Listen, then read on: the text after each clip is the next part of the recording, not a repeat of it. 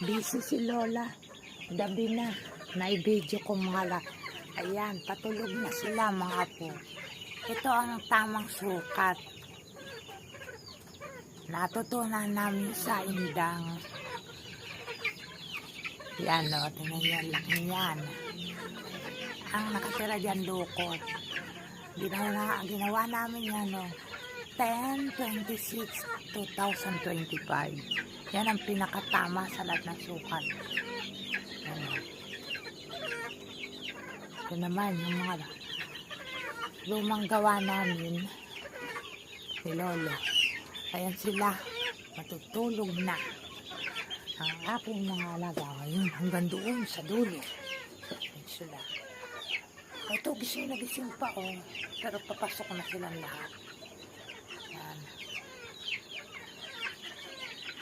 Ito namatay. Ayan o, tutulog na sila. Ayan na. Ayan. Ayan sila mga po. Tapos ang daming manok dito sa ilalim nila. Ayan, manok. Manok. Ayan, o, kainay. Ayan. Ayan o, nagpapasukan na sila mga po. Ano na, alas 5 pasado na mga po. Nalimutan nila lang mag-video. Ngayon ko lang ulit sila na ipakita sa inyo. Awa at tulong ng Diyos, marami na sila mga po. Ayan. Ito, papatungan na rin namin, gagawa na rin lagyan sa summer. Baka makakapag-skip na si Lola. Panibago na naman yan. Ayan. Sila.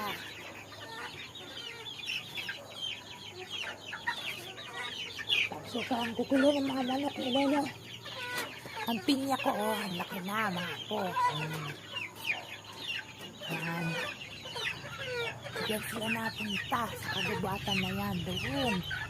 Ito mga manok ni Lolo. Ayan. Ang ingay oh. Tingnan yung mga apo. Ayan ang kaingay nila.